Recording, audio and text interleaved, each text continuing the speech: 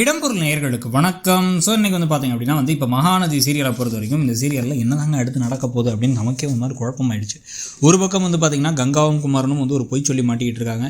அதில் வேறு 16 பேர் ஒர்க் பண்ணுறாங்க. 2 யூனிட் இருக்குது அப்படின்னா ஒரு யூனிட்டுக்கு 8 பேர்னாச்சும் அவர் பார்க்கணும் அப்படின்னு வராரு அப்படின்னா, அந்த ஓனர் வராரு அப்படின்னா அதுக்கு ஆளுங்களாம் ரெடி பண்ணணும். அதுக்கு என்ன பண்ண போகிறாங்க, என்ன திருட்டுத்தனம் பண்ண போகிறாங்க, இல்லை அவர்கிட்ட இந்த மாதிரி பொய் சொல்கிறது எப்போயுமே ஒரு பிரச்சனை தான். ரெசியூமில் பொய் சொல்கிறது, இந்த மாதிரி இடத்துல பொய் சொல்கிறதுன்னு பல விஷயங்கள் பண்ணுறது.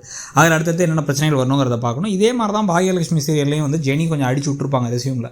அதை வச்சு நிறைய பிரச்சனைகள்லாம் வரும். அதையும் மீறி எப்படி ஜெயிக்கிறாங்கிற மாதிரி வரும். இங்கேயும் அது மாதிரி தான் எதையோ ஒன்று பண்ணி குமரனையும் கங்காவையும் நல்ல நல்ல விஷயங்கள்லாம் செய்ய வைக்க போகிறாங்க. இதுக்கு நடுவில் இப்போ புதுசாக பார்த்திங்க அப்படின்னா காவேரி ஒரு பெரிய விஷயத்தை ஒரு மோசடி நடக்குது கம்பெனிக்குள்ளார ஆர்டர் போடுறது ஒரு கம்பெனிக்கு, போகிறது ஒரு கம்பெனிக்கு, நடுவில் யாரோ குளறுபடி வேலை பண்ணுறாங்க அப்படிங்கிறலாம் கண்டுபிடிக்கிறாங்க. இது எல்லாமே கடைசியில் எங்கே நிற்க போகுது அப்படின்னா அன்பு அண்ட் அஜய் கிட்ட தான் நிற்க போகுது அப்படின்னு தோணுது. அஜய் கம்பெனிக்கு வந்ததுக்கு பிறகு அஜயும் அந்த கம்பெனியில் இருக்க மேனேஜர் இவங்க எல்லாரும் சேர்ந்து திருட்டுத்தனம் பண்ணி கம்பெனியில் சொத்தை கொஞ்சம் லைட்டாக திருட ஆரம்பிக்கிறாங்க அப்படிங்கிறத கண்டுபிடிச்சி, இதை விஜய்க்கு தெரியாமல் பண்ணுறாங்க அப்படிங்கிறத கண்டுபிடிச்சி அவங்களெல்லாம் கோத்து விடுற நேரத்தில் இப்போ தான் பார்த்திங்கன்னா புதுசாக இன்னொரு பிரச்சனை வருது. என்னென்னா உண்மைகள் நிவினுக்கு தெரிய வருது. எதனால் கல்யாணம் பண்ணாங்க? பணத்தோடு தானே வந்தாள். பணம் திடீர்னு எங்கே போச்சு? பணத்தெல்லாம் அங்கேருந்து பசுபதி கொடுத்த பணத்தோடு வந்தவளுக்கு திடீர்னு பணம் இல்லாமல் போக வேண்டிய நிலைமை எங்கே வரப்போகுதுங்கும் போது இப்போ குமரன் உண்மையை ஒத்துக்கிறார். இதை அவன்கிட்ட சொல்கிறதுக்கு என்ன, பணம் எல்லாமே காணாமல் போயிடுச்சு, அது எல்லாத்தையும் ஒருத்தர் திருட்டு பசங்க திருடிட்டானுங்க என்கிட்ட என்னுடைய அஜாக்கிரதையால் தான் நான் விட்டுட்டேன். இப்போ அதுக்கப்புறமா அந்த உடனடியாக நர்மதா உயிரை காப்பாற்ற வேண்டிய பொறுப்பு யார்கிட்ட விழுந்துச்சுன்னா காவேரி தலையில் தான் விழுந்துச்சு. யார்ட்டையும் சொல்லாமல் கொள்ளாமல் அவள் தான் எப்படியோ பணத்தை ஏற்பாடு பண்ணிட்டு கொடுத்தா. கேட்டால் சோஷியல் மீடியாவில் ஃபேஸ்புக்கில் போட்டேன்னு எதையோ கதையை விட்டான், என்ன நடந்துச்சுன்னு தெரியல. அப்படிங்கும் பொழுது அப்போ பணத்துக்காக தான் அவனை கல்யாணம் பண்ணியிருக்காங்க. பணம் தேவைங்கிறதுக்காக காதல்லாம் இல்லை, எதுவும் இல்லை. உடனடியாக பணம் தேவை, எவ்வளோ பணங்கிறது இல்லை, அந்த பணத்துக்காக கல்யாணம் பண்ணியிருக்காங்கன்னு தெரிஞ்சதுக்கு அப்புறமா தான் இவர் என்ன பண்ணுறாரு, அவர் கையில் இருக்க மொத்த பணத்தையும் அள்ளி ஒரு பெரிய ட்ராவல் பேக், இப்போ 500 நோட்டு 2000 நோட்லாம் வந்ததுக்கு பிறகு 2000 நோட்டு கூட யூஸ் பண்ணுறதுலன்னு வச்சுங்க, 500 நோட்டுன்னு வச்சு பார்த்தா கூட அவ்வளோ பெரிய ட்ராவல் பேக் நிறைய பணம். இப்போ 500 நோட்டு கட்டு, ஒரு கட்டில் 100 பண்ணால் 50,000, ஓகே.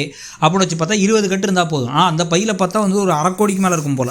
அவ்வளோ பணத்தை தூக்கிட்டு மொத்தமாக கொடுத்து பணத்தை எடுத்துக்க, எவ்வளோ பணம் வேணால் எடுத்துக்க, ஆனால் காவேரியை விட்டுரு அப்படிங்கிறாங்க. என்ன காவேரியை பார்த்தா எப்படி தெரியுது உங்களுக்கு? ப்ராப்பர்ட்டி மாதிரி தெரியுதா?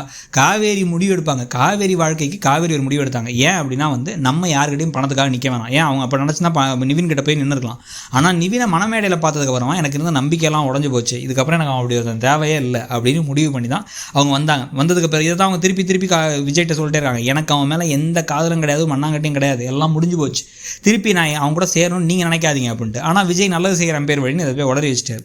இதெல்லாம் நடந்து பணத்தை கொண்டு போய் கொடுக்குறேன்லாம் சொல்லிட்டாரு, பிரச்சனை பண்ணுறாரு அப்படின்னா இதில் 2 பிரச்சனை இருக்குது. ஒன்று, அஜய் அண்ட் குரூப் இந்த வீட்டில் இருக்கவங்க, அந்த ஆஃபீஸில் இருக்கவங்க இந்த விஷயத்தை ஒட்டு கேட்டு பணத்துக்காக தான் கல்யாணம் பண்ணாங்களா காவேரின்னு தெரிய வர்றது ஒன்று. காவேரி இந்த அஜயோ இந்த அன்பெல்லாம் போட்டு கொடுக்கும்போது நீயே திருட்டுத்தனம் பண்ணி கல்யாணத்துக்கு பணத்துக்காக கல்யாணம் பண்ணால் தானே அப்படின்னு போட்டு உடைக்கிற பிரச்சனை ஒன்று. இன்னொன்று, காவேரிக்கு விஷயம் தெரிஞ்சு விஜய் இந்த மாதிரி ஒரு வேலையை செஞ்சுருக்கான்னு தெரிஞ்சோன்னா காவேரி விஜயை பலார் நிறைஞ்சு மனுஷனா நீ வெக்கமால ஒரு அக்ரிமெண்ட்னு இருக்கும்போது நீ எப்படி போய் அவன்கிட்ட சொல்லலாம்?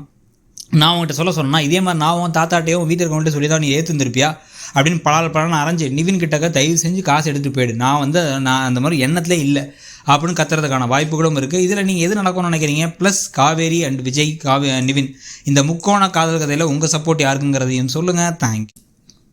இடம்பொருள் நேயர்களுக்கு வணக்கம். ஸோ இன்றைக்கி பார்த்திங்க அப்படின்னா இப்போ மகாநதி சீரியலை பொறுத்து